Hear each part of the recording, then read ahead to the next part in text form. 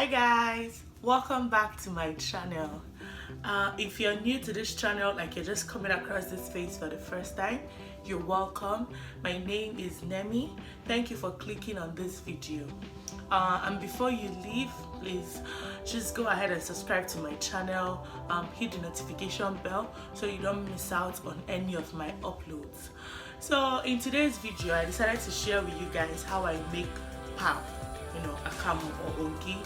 Yeah, so if you live abroad, you find out that most times a lot of people have resulted to not taking pap, or they just take the powdered pap, and it's never the same. So I've come today to show you guys how I make my own pap outside of Nigeria. So what you will need, you just need a bunch of things for to make this pap. So the number one thing that you need to make this pap is your corn. Yeah, this is the yellow hominy corn. I got it from my local store here, the African stores. So this is it, and as you can see, this one is it cracked? I mean broken, I don't even know, but it's it's cracked. Yes, it's cracked. So this one is better because it doesn't take much stress. And if you remember, like back home, when you want to make the pap, you go and crack the corn. We call it emawa dioka. You go and bawa dioka. It makes it easier for you to make the pap.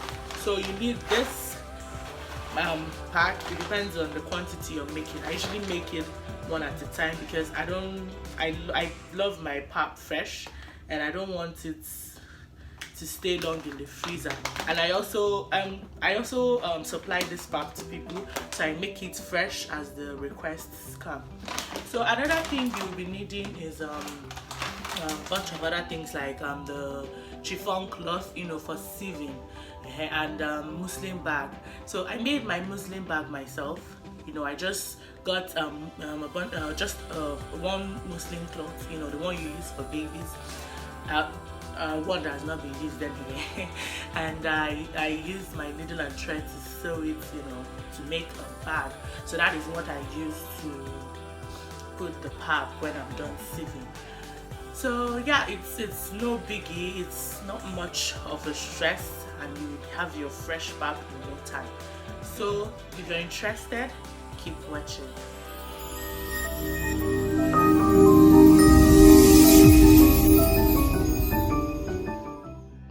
So the first thing to do is to soak the corn. So I just add the corn to a pot. I love using a pot. You can use a bowl, and I add water, and I decant the water.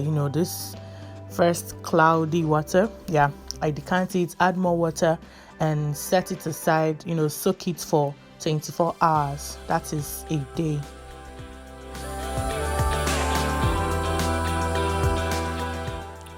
So after 24 hours, I go back to the corn, decant the water, pour out the water that it has been in for the past 24 hours, add more water, kind of wash it a little, and then decant the water as well. So now it's time to blend. So just add some of the corn into the blender, add enough water, for your blender not to suffer while doing the blending, and then you blend. So I like to use my old blender for this purpose. Like this blender is strictly for blending corn for making pap, or beans for making moi moi. Yeah, so just blend it and pour it into a bowl, a clean bowl. Yeah, remember, pap and salt, they are not friends at all, so make sure the bowls and everything you're using is clean.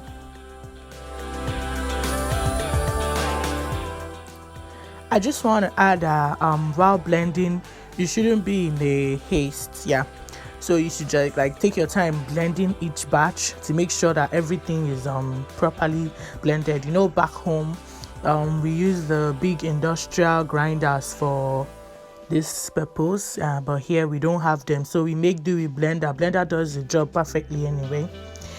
So this is what we have after blending the corn. Now we'll go over to sieving. So all I did was I tied my chiffon cloth round a big pot, a very big pot, and then make sure you tie it like properly, and then you add some of the blended corn, and then you just keep rubbing it. Like, you need a lot of patience while doing this, because you have to be patient and keep rubbing till you make sure you've sieved out all the good stuff, the pap.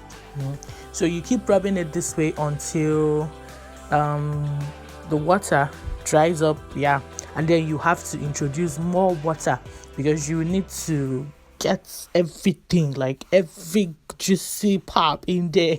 You need it. So you will know the pap is gone when you're able to squeeze the chaff together, because if I try squeezing it now, it won't squeeze because there's still pap in there. So when you squeeze try to squeeze it and it comes together, you're able to squeeze it, then there's no pap. And then another point is like when you squeeze it and the water runs clear, then you know that everything, like every good stuff, every pap in there, that you've extracted it, so you can now do away with the chaff.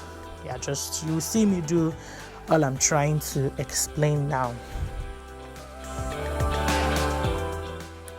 So one tip, while sieving pap is I don't think this would go well with long nails, because if you have long nails, there is a huge possibility that you're going to perforate, poke the chiffon cloth. Like, I got this one off of eBay. It's not so strong, but it gets the job done. So there is every possibility that you're going to perforate the chiffon cloth. So I don't think this would work with long nails. That is one thing I wanted to point out. So maybe if you have artificial nails on, you can go ahead and take them out before you do your pap sieving. I don't know, maybe you can try to be careful, but I just wanted to put that out there.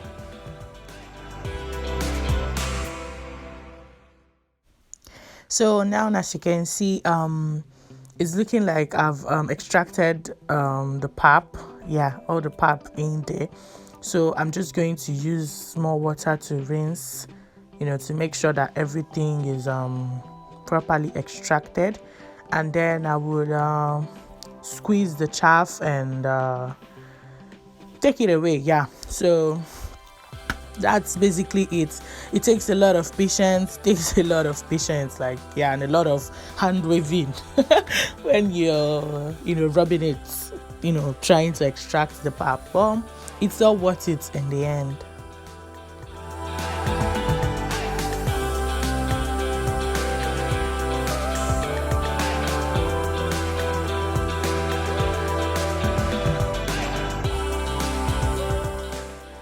So I wanted to point out that I used 2 kg of corn. I didn't say that earlier. So that pack is 2 kg.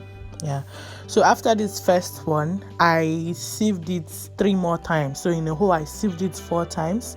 And at the end of the video, you see the amount of pap I was able to extract from 2 kg of corn.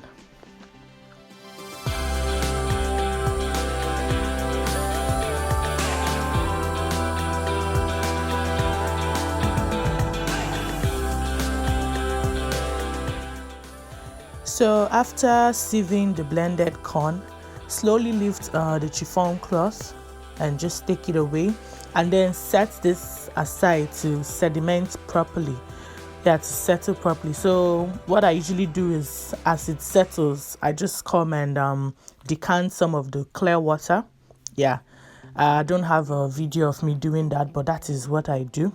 I just come and decant some of the water and then leave it to settle again. I'll come back, decant some of it.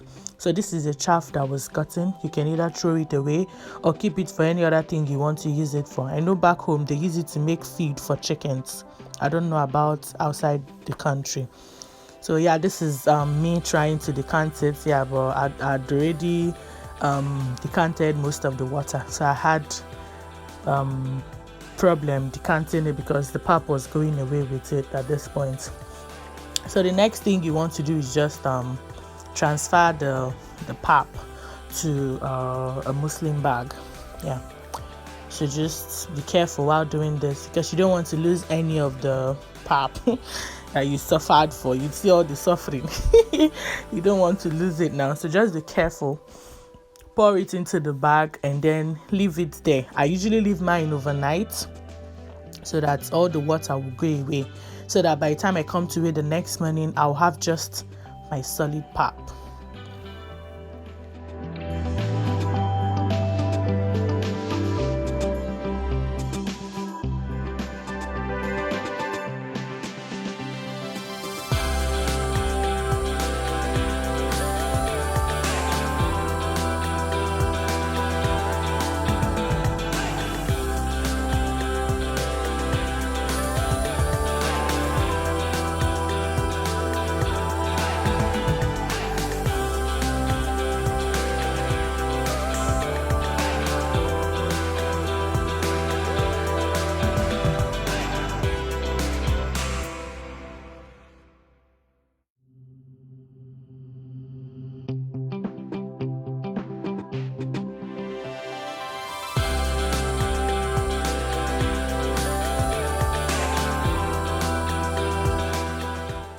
So guys, this is the next morning. Yeah, all the water has escaped and I'm now left with my beautiful pap.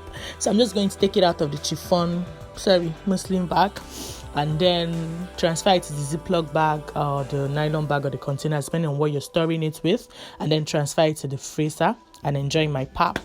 So guys, this is it though. Nothing much. Yeah, so we've come to the end of this video. Please go ahead and give this video a thumbs up, comment on this video and share it with your friends that want to learn how to make pap as well. I'll see you in my next video. Bye.